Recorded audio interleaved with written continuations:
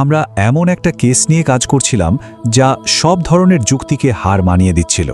এক খুনি যে বিশ্বের সবচেয়ে হাই প্রোফাইল নেতাদের একে একে সরিয়ে দিচ্ছিল, কিন্তু তার কোনো চিহ্ন, কোনো সূত্র কিচ্ছু পাওয়া যাচ্ছিল না। সে যেন ছিল এক অদৃশ্য ছায়া, আমাদের প্রত্যেকটা পদক্ষেপ ব্যর্থ হচ্ছিল। এখন এই কথাটা কিন্তু আসলেই ইন্টারেস্টিং, কারণ এটাই ছিল আমাদের হাতে আসা প্রথম ক্লু। আমরা কোনো সাধারণ অপরাধীর পেছনে ছুটছিলাম না। এই লোকটা বন্দুক বা বোমার চেয়েও অনেক বেশি ভয়ঙ্কর একটা অস্ত্র ব্যবহার করছিল, আর সেটা হলো তার নিজের মাথা। সে সংখ্যাকে, মানে নাম্বারসকে, তার অস্ত্রে পরিণত করেছিল। তো চলুন তদন্তটা একদম শুরু থেকেই শুরু করা যাক। এই কেসটা ওপেন হয়েছিল কয়েকটি অসম্ভব খুনের ঘটনা দিয়ে, যা আমাদের বাধ্য করেছিল আন্তর্জাতিকভাবে এক ভূতের পেছনে দৌড়াতে। একবার দেখুন তো লোকটার কাজের পরিধিটা। ভারত থেকে স্কটল্যান্ড, ফ্রান্স থেকে রাশিয়া, মানে পুরো বিশ্বজুড়ে প্রত্যেকটা খুন ছিল একেবারে নিখুঁত। কোনো ফিঙ্গারপ্রিন্ট নেই, কোনো সাক্ষী নেই, ফোরেন্সিক এভিডেন্স তো দূরের কথা। সে এমনভাবে কাজটা করছিল যেন সে আসলে বাতাসে মিলিয়ে যেতে পারে।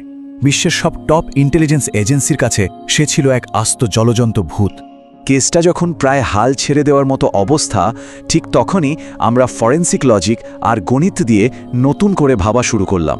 আর জানেন, ওখানেই আসল ব্রেকথ্রুটা এলো। আর এই সাফল্যের পেছনের মাথাটা ছিল জুডি নামের এক ক্রিমিনোলজি স্টুডেন্টের। ওর এই রিকোশে এফেক্ট থিওরিটা, মানে কি বলবো, আমাদের পুরো ভাবনাটাকেই উল্টে দিল। ওর মতে খুনি আসলে হাই লেভেল ম্যাথামেটিক্সকে অস্ত্র হিসেবে ব্যবহার করছে। একটা বুলেটকে কোনো চলন্ত বস্তুর সাথে ধাক্কা খাইয়ে তার গতিপথ এমনভাবে পাল্টে দেওয়া হচ্ছে যা প্রায় অসম্ভব মনে হবে। উড়িষ্যার মুখ্যমন্ত্রীর মার্ডারের প্ল্যানটা কতটা জিনিয়াস লেভেলের ছিল খালি একবার ভাবুন। একটা গুলি এমন জায়গা থেকে করা হয় যা সবার অ্যাটেনশন অন্যদিকে নিয়ে যায়, আর ঠিক সেই মুহূর্তে হলের ভেতর থেকে চালানো আরেকটা গুলি 400 আরপিএম স্পিডে ঘুরতে থাকা একটা ফ্যানের ব্লেডে ধাক্কা খেয়ে ডিরেকশন চেঞ্জ করে সোজা টার্গেটকে হিট করে। এটা ছিল ফিজিক্স আর ম্যাথসের এক মারাত্মক কম্বিনেশন। ফরেন্সিক মানেই কিন্তু শুধু বুলেটের ট্রেজেক্টরি নয়, খুনির সই নকল করার চেষ্টাটাই ওর জন্য কাল হলো। আমাদের হ্যান্ডরাইটিং এক্সপার্টরা ওর নকল সই বিশ্লেষণ করে একটা ভাইটাল ক্লু বের করে ফেললেন। খুনি ইউরোপিয়ান নয়, সে একজন ভারতীয়, আরও নির্দিষ্ট করে বললে একজন তামিল। হঠাৎ করেই আমাদের এত বড় তদন্তের ম্যাপটা সারা বিশ্ব থেকে ছোট হয়ে চলে এলো ভারতের একটা নির্দিষ্ট অঞ্চলে। আর এরপর তদন্তে যা বেরিয়ে এলো সেটা ছিল অবিশ্বাস্য। আমাদের টার্গেট একজন নয়, দুজন যমজ ভাই, যারা কিনা একটাই জীবন কাটাচ্ছিল। এই কথাটা, এটা ছিল ওদের ছোটবেলার একটা প্রতিজ্ঞা। মায়ের মর্মান্তিক মৃত্যু আর এক ভাইয়ের করা একটা ভুলের পর ওরা একে অপরকে বাঁচানোর জন্য এক হয়ে যায়। কার্তিক নামের ভাইটা পৃথিবীর চোখে মরে যায়, আর দুজনে মিলে মণি নামের এক পরিচয়ে বাঁচতে শুরু করে।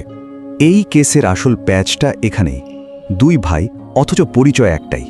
কার্তিক, যে ছিল ম্যাথস জিনিয়াস আর অ্যাসাসিন, সে থাকত পর্দার আড়ালে।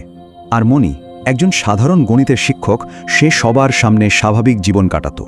মানে একজন যদি সোমবার বাইরে বেরোতো তো অন্যজন মঙ্গলবার। জীবনটা পর্যন্ত ওরা ভাগ করে নিয়েছিল।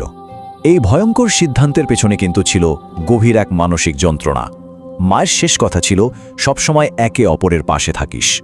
ছোটবেলায় ভাইকে বাঁচাতে গিয়ে কার্তিক একজন পুলিশকে খুন করে ফেলে, আর আইন থেকে বাঁচতে ওরা একটাই পরিচয়ের আড়ালে নিজেদের লুকিয়ে ফেলে। কার্তিক অন্ধকার জগৎটা বেছে নেয়, শুধু যাতে মণি একটা সাধারণ জীবন কাটাতে পারে। তদন্ত যখন একদিকে এগুচ্ছে, ঠিক তখনই আমাদের গল্পে আর একটা টুইস্ট। এক রহস্যময় হ্যাকার আমাদের সিস্টেমে ঢুকে পড়ল, আর এমনভাবে তথ্য দিতে শুরু করল যেন সে খুনির ভেতরকারই কেউ, যে বিশ্বাসঘাতকতা করছে। ভাবতে পারেন, ইন্টারপোলের সার্ভার হ্যাকড। এটা আমাদের জন্য এনর্ম একটা ধাক্কা ছিল। হ্যাকারটা আমাদের নিয়ে রীতিমতো মজা করছিল, আর এমন ভাব দেখাচ্ছিল যেন সে খুনির প্রত্যেকটা চাল আগে থেকেই জানে। এরপর সে আমাদের ক্লু দিতে শুরু করলো, কিন্তু ধাঁধার মাধ্যমে। লোকটা কিন্তু সরাসরি কিছু বলছিল না, বরং পাজল দিয়ে আমাদের ঠিক পথে নিয়ে যাচ্ছিল। বোঝাই যাচ্ছিল খুনির খুব কাছের কেউ সে। শেষ পর্যন্ত হ্যাকারটা তার আসল উদ্দেশ্য জানালো। সে কার্তিককে ধ্বংস করতে চায়, কিন্তু প্রশ্নটা হলো কেন? কে সে? নিজের লোকের সাথেই এমন বিশ্বাসঘাতকতা? কেসের মধ্যে একটা নতুন লেয়ার যোগ হলো।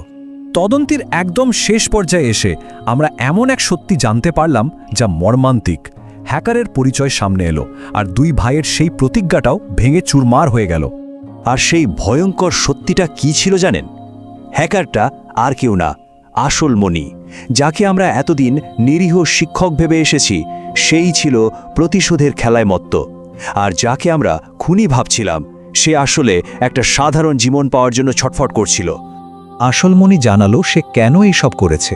সে তার ভালোবাসার মানুষ জেনির মৃত্যুর জন্য দায়ী করে কার্তিককে, আর তাকে শেষ করে দেওয়ার জন্যই এই পুরো আন্তর্জাতিক তদন্তের নাটকটা সেই সাজিয়েছে। কিন্তু শেষেও ভাইকে বাঁচাতে কার্তিক আরও একবার নিজেকে বিলিয়ে দিল। সব দোষ নিজের ঘাড়ে নিয়ে নিল, যাতে তার প্রতিশোধ পরায়ণ ভাইটা অন্তত একটা স্বাভাবিক জীবন পায়।